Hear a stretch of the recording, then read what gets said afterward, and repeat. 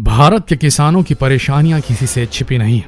कभी उन्हें अपनी फसल का सही दाम नहीं मिलता, कभी मौसम के कारण उनकी फसलें खराब हो जाती हैं और इसी नुकसान को पूरा करने के लिए वो कर्ज उठाते हैं। लेकिन जब कर्ज नहीं चुका पाते तो मजबूरन वो आत्महत्या करने की स्थिति में पहुंच जाते हैं। लेकिन सालों से किसानों की इन परेशानियों को जानते बूझते भी किसी भी सरकार ने खत्म नहीं किया, बल्कि उनकी और परेशानियां बढ़ने वाली हैं। भारतीय सरकार ने किसानों के लिए ऐसा कानून ला दिया है जिसकी वजह से उनका अब जीना शायद दुभर हो सकता है अगर चीजों को सही से नहीं किया गया। आज भारत की कैसी अर्थव्यवस्था है ये सभी को पता है। सिर्फ किसान ही हैं जिन्होंने अर्थव्यवस्था की नींव को थामे रखा है। लेकिन सरकारों के इस फैसले से लगता है कि सरकार इस नींव को भी तबाह करना चाहती है। सरकार ने भारत में कॉन्ट्रैक्ट फार्मिंग को अब कानून बना डाला है। कॉन्ट्रैक्ट फार्मिंग को हिंदी में अनुबंध खेती, संविदा खेती, कॉन्ट्रैक्ट खेती भी कहा जाता है, जिसका मतलब है कि किसान अपनी जमीन पर खेती तो करता है लेकिन अपने लिए नहीं बल्कि किसी और के लिए। अनुबंध पर खेती में किसान को पैसा नहीं खर्चा करना पड़ता। इसमें कोई कंपनी या फिर कोई व्यक्ति किसान के साथ अनुबंध करता है कि किसान द्वारा उगाई गई फसल को एक निश्चित समय पर तय दाम पर खरीदेगा। इससे खाद, बीज, सिंचाई व मजदूरी सहित अन्य खर्चे कॉन्ट्रैक्टर के होते हैं। कॉन्ट्रैक्टर के अनुसार ही किसान खेती करता है। फसल का दाम, क्वालिटी, मात्रा और डिलीवरी का समय फसल उगाने से पहले ही तय हो जाता है। अब आप इसे समझ सकते हैं कि भारत में बैठी बड़ी बड़ी कंपनियां किसानों से अब अपनी फसल पैदा करवाएंगी और अपने मन मुताबिक दामों पर उन्हें खरीदेंगी। हालांकि भारतीय सरकार का इस पर कहना है कि किसानों के हित में लिया गया फैसला है, लेकिन ये बात किसान भी अच्छी तरह समझते हैं और आप भी कि ये कहीं से भी किसानों के हित के लिए लिया गया फैसला नहीं है। लेकिन उसके बाद भी महज एक कानून बनाकर सरकार ने भारत में कॉन्ट्रैक्ट फार्मिंग को कानून बना डाला है। आपको बता दें कि कॉन्ट्रैक्ट फार्मिंग का यह तरीका अमेरिका और ऑस्ट्रेलिया जैसे देशों का कृषि मॉडल है, जहां पर किसान हजारों एकड़ में खेती करते हैं और इसकी एवज में वहां की सरकारें उन्हें तमाम तरह की सब्सिडीज और सुविधाएं प्रदान कराती है। लेकिन वहीं भारत में 85% ऐसे किसान हैं जो बहुत छोटी जमीन पर खेती करते हैं, अपना जीवन यापन करते हैं, लेकिन सरकारों की तरफ से उन्हें कोई सुविधा नहीं दी जाती है। सुविधाओं के नाम पर दिया जाता है तो सिर्फ MSP, और वह भी इतना कम होता है कि इससे फसलों की लागत तक नहीं निकलती। मुनाफा तो दूर की बात है। आपको बता दें कि भारत में खेती से जुड़ी कई देशी विदेशी कंपनियां दशकों से कॉन्ट्रैक्ट फार्मिंग की मांग कर रही हैं, जिसका लंबे समय से विरोध चल रहा है और यही वजह है कि कॉन्ट्रैक्ट फार्मिंग को लंबे समय से लागू नहीं किया गया। लेकिन वहीं अब ऐसा क्या हो गया कि सरकार को कॉन्ट्रैक्ट फार्मिंग पर कानून बनाना पड़ा? देखा जाए तो यह फैसला सरकार पर एक बहुत बड़ा सवाल पैदा करता है। सोचने वाली बात यह है कि इन फैसलों से लगता है कि सरकार सिर्फ कुछ बड़ी कंपनियों को मुनाफा कमा कर देना चाहती है और यह आशंका तब और मुमकिन लगती है जब अध्यादेश जारी होने के एक हफ्ते पहले रिलायंस समूह कंज्यूमर गुड्स की कैटेगरी में बिजनेस करने के लिए एक नया वेंचर जियो मार्ट शुरू करता है। अब गौर करने वाली बात यह है कि जियो मार्ट से पहले अडानी, विल्मर, ITC और रामदेव बाबा के पतंजलि सहित कई छोटे बड़े ब्रांड मार्केट में मौजूद थे, लेकिन कभी उनको इतनी गंभीरता से नहीं लिया गया। सरकार की तरफ से इस तरह थाली में रखकर किसी को भी सहायता नहीं दी गई। ये कंपनियां अपनी जरूरतों को पूरा करने के लिए सरकारी संस्थाओं के जरिए मार्केट रेट पर अपनी जरूरत का सामान खरीदती थी। लेकिन अब ये व्यवस्था हमेशा हमेशा के लिए बदल जाएगी। मनमानी पे उतर आएंगी ये कंपनियां। सरकार ने भले ही कॉन्ट्रैक्ट फार्मिंग पर कानून बना दिया है, लेकिन देश भर के किसान संगठन, मंडी समितियों में काम करने वाले छोटे मोटे व्यापारी और कर्मचारी इस कानून का विरोध कर रहे हैं। उनका कहना है कि देश की अर्थव्यवस्था में 40% योगदान देने वाले किसानों की समस्या को हल करने के लिए सरकार अध्यादेश के जरिए कानून बना रही है, लेकिन जो कानून बनाए गए हैं उनसे किसानों से ज्यादा बड़े व्यापारियों और कंपनियों को लाभ होने वाला है। लेकिन सरकार वहीं इसे किसानों की मुक्ति का मार्ग बता रही है। लेकिन देखा जाए तो ये जो कानून है वो किसानों के लिए सबसे बड़ा बंधन बन सकता है। देखने वाली बात यह कि जो लोग वोट देकर सरकार चुनते हैं उन्हें जरूरत थी कि वो किसानों को साथ में लेते, उन्हें विश्वास में लेते, उनके हिसाब से कानून में तब्दीलियां करते और उसके बाद इस अध्यादेश को जारी करते। लेकिन ये एक तरफा लिया गया फैसला सा लगता है सरकार का।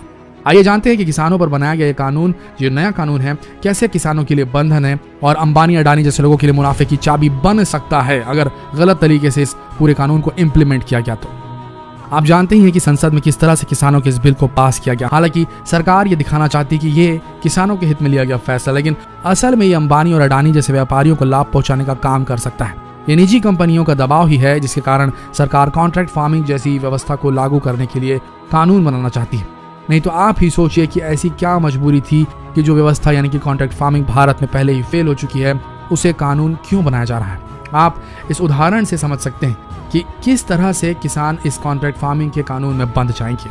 ये हाल ही का मामला है। एक बहुत बड़ी कंपनी है पेप्सिको, जो गुजरात के किसानों से कॉन्ट्रैक्ट फार्मिंग के जरिए आलू खरीदती थी, लेकिन हाल ही में कंपनी ने आलू के प्रतिबंधित बीजों से खेती करने के कारण किसानों पर मुकदमा दायर कर दिया है और मुकदमे में पेप्सिको कंपनी ने किसानों से 1 करोड़ रुपए मुआवजे की डिमांड की। इसी तरह मध्य प्रदेश के किसानों का भी एक मामला है, जब आईटीसी कंपनी किसानों से अनुबंध के तहत गेहूं की खरीद करती थी।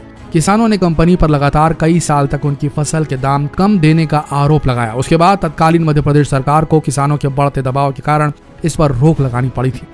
आपको बता दें कि सिर्फ यही कारण नहीं है कि किसान कॉन्ट्रैक्ट फार्मिंग से दूर भाग रहे हैं, बल्कि इसमें कई कानूनी अड़चने भी हैं। मान लीजिए अगर कोई विवाद पैदा हो जाता है तो विवाद होने पर किसान सिर्फ एसडीएम के पास ही जा सकता है, जबकि कॉन्ट्रैक्ट फार्मिंग से पहले वह कोर्ट में भी अपनी गुहार लगा सकता था। लेकिन कॉन्ट्रैक्ट फार्मिंग के बाद उनकी ये पहुंच एसडीएम तक ही रह जाएगी। देखा जाए तो ये कानून पूरी तरीके से किसानों को बांधने का काम करेगा और कंपनियों को खुली छूट मिल जाएगी।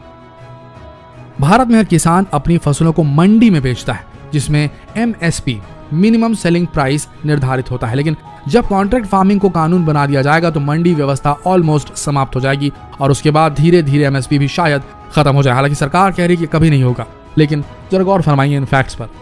देखिए, बात यह है कि मंडी के बराबर कोई दूसरी व्यवस्था बनाए बगैर मंडियों को सरपास किया गया, उन्हें पास किया गया, तो स्थिति बहुत खराब हो सकती है।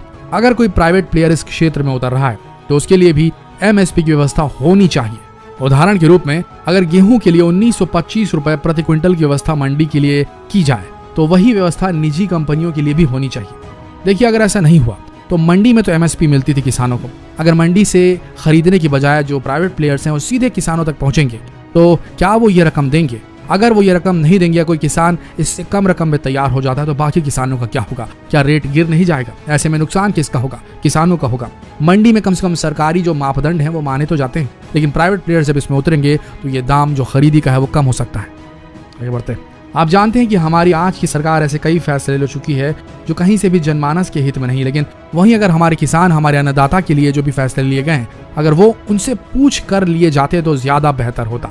एमएसपी की बात करें तो देश में सिर्फ 23 फसलों पर ही एमएसपी है, और अगर इस कानून के साथ साथ एमएसपी का प्रावधान निजी कंपनियों के लिए भी किया गया होता तो इससे देश के सभी राज्यों के किसानों को फायदा पहुंचता और आगे उनके शोषण होने की आशंका भी कम होती।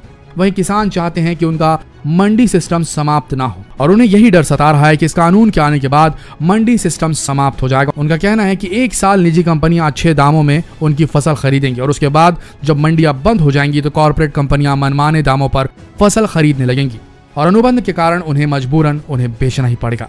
किसान बिहार राज्य का हवाला देते हुए कहते हैं कि यहाँ मंडी सिस्टम समाप्त होने के बाद किसानों की हालत बहुत खराब हो गई है और उनसे मनमाने दामों पर फसल खरीदी जा रही है। सरकार अगर किसानों की हितैषी है तो वहां किसानों से सीधे फसल लेकर निजी कंपनियों को क्यों नहीं बेचती? ये बड़ा सवाल है। बिहार में 2006 में एमएसपी एक्ट को खत्म कर दिया गया था। इससे अनुमान लगाया गया था कि किसानों को राज्य में अपनी फसल अपने मनपसंद दामों में बेचने में मदद मिलेगी, लेकिन अगर किसानों को लेकर बाजार की हालत ठीक होती तो अभी तक बिहार के हालात क्यों नहीं सुधरे? वहां पर प्राइवेट मंडियां, निवेश आदि की बात कही गई थी, लेकिन हर साल वहां के किसान अपनी फसल लाकर पंजाब, हरियाणा क्यों बेच रहे हैं? अगर ऐसी व्यवस्था है तो सबसे बड़ा सवाल ये उठता है, भले सरकार ये कह ले कि एमएसपी और मंडी कभी खत्म नहीं होंगे, लेकिन सवाल ये उठता है कि एमएसपी या मंडी खत्म हो जाएंगी इस एक्ट के आने से। आइए संभावनाओं को परखते हैं। देखा जाए तो अगर बड़े खरीदार मंडी से सामान नहीं खरीदेंगे तो मंडी से टैक्स नहीं आएगा और सरकार की कमाई नहीं होगी, और तब जब कमाई नहीं होगी तो मंडियों का रखरखाव बंद हो जाएगा। और शायद प्राइवेट सेक्टर भी यही चाहता है, क्योंकि मंडियों के समाप्त होने से प्राइवेट कंपनियों की पकड़ और मजबूत हो जाएगी और यही डर किसानों को सता रहा है, क्योंकि अगर मंडियां समाप्त हो गई तो एमएसपी भी समाप्त हो जाएगा। देखा जाए तो हमारे देश अमेरिका नहीं है, हमारा देश एक संघर्षशील देश रहा है। हमारे यहाँ के किसान बड़ी बड़ी जमीनों पर खेती नहीं करते हैं और इसीलिए भारतीय किसानों के लिए एमएसपी बहुत जरूरी है। भारत में किसानों की हालत किसी से छिपी नहीं है। वे बेहद मुश्किल परिस्थितियों में खेती करते हैं और फिर उनको सही मूल्य भी नहीं मिल पाता। भारत में 86% जो किसान हैं वो बहुत कम जमीन पे खेती करते हैं। ये किसान वो हैं जिनके पास 2 हेक्टेयर से भी कम जमीन है। अब आप ही सोचिए, प्राइवेट प्लेयर्स को कृषि क्षेत्र में लाने की योजना अमेरिका, यूरोप में फेल हो चुकी। जान लीजिए, समझ लीजिए इस बात को। तो भारत में ये कैसे सफल हो सकती है, जबकि भारत के किसान अभी संकट में हैं और इस संकट से उबरने के लिए यहाँ की सरकार उन्हें सब्सिडी नहीं दे रही है, जैसा कि फॉरेन में होता है। ये सुविधा भारत में नहीं। इस कानून के हितैषी जो बड़ी बड़ी कंपनियां हैं, जो बड़े बड़े प्राइवेट प्लेयर्स हैं, वो कह रहे हैं कि इससे किसानों को जो सरकारी एमएसपी है उससे ज्यादा पैसा मिलेगा। लेकिन सरकार इस पर कानून क्यों नहीं बना देती कि एमएसपी निर्धारण हो, प्राइवेट प्लेयर्स के लिए भी, प्राइवेट कंपनियों के लिए भी एमएसपी का निर्धारण हो, तब ये कानून वाकई में किसानों के हित में आ जाएगा। अगर एमएसपी को कानूनी जामा पहना दिया जाए तो जाहिर है इससे किसानों की खुशी का ठिकाना नहीं रहेगा। लेकिन सरकारों के फैसले से लगता है कि सरकार मुनाफा सिर्फ कंपनियों को ही देना चाहती है, क्योंकि आप ही सोच कर देखिए, अगर कॉन्ट्रैक्ट फार्मिंग जैसी चीज अमेरिका में सफल होती तो वहां की सरकार उन्हें सब्सिडी क्यों देती, जिससे साबित होता है कि कॉन्ट्रैक्ट फार्मिंग कहीं से भी सफल नहीं है। लेकिन उसके बाद भी सरकार अपने फैसलों को किसानों पर थोपना चाहती है, तो कम से कम इतना कर दे कि एमएसपी निर्धारण कर दे, वो भी निजी कंपनियों के लिए भी। तभी हमारे देश के किसान भाई खुश रह सकेंगे, कुछ मुनाफा कमा सकेंगे। देखिए, हर चीज में रिवॉल्यूशन और रिनोवेशन की जरूरत पड़ती है। देश में भी ऐसे कई कानून है, खासकर कृषि में कानून जो है कि जिन्हें थोड़ा सा रिनोवेशन की जरूरत है, जहां रिवोल्ट लाने की जरूरत है, जहां पर क्रांति लाने की जरूरत है, क्रांतिकारी बदलाव की जरूरत है। लेकिन इस चीज को ध्यान में रखा जाए, जिस प्रकार से नोटबंदी हुई थी, जिस प्रकार से कोरोना को देश में हैंडल किया गया लॉकडाउन लगा करके अनायास ही, उस प्रकार से ये जो कानून है, कृषि कानून, वो थोपा नहीं जाना चाहिए हमारे किसान भाइयों पर, अन्यथा बहुत बड़ी आपदा आ जाएगी और इस बार जो कृषि प्रधान हमारा देश है वो पूरी तरीके से घुटनों पर आ जाएगा। आपका क्या मानना है कमेंट सेक्शन पे जरूर बताएं और जितना हो सके इस वीडियो को शेयर करें ताकि किसान भाई भी जागरूक हो सकें और सरकार तक भी ये बात पहुंचे, किसी तरीके से एमएसपी निजी प्राइवेट कंपनियों के लिए भी तय हो। इससे हमारे किसान भाई सुरक्षित होंगे, उनका मुनाफा सुरक्षित होगा और तब देश आगे बढ़ेगा। जितना हो सके इस संदेश को फैलाइए ताकि वहां तक पहुंच सके जहां इसकी जरूरत है। धन्यवाद।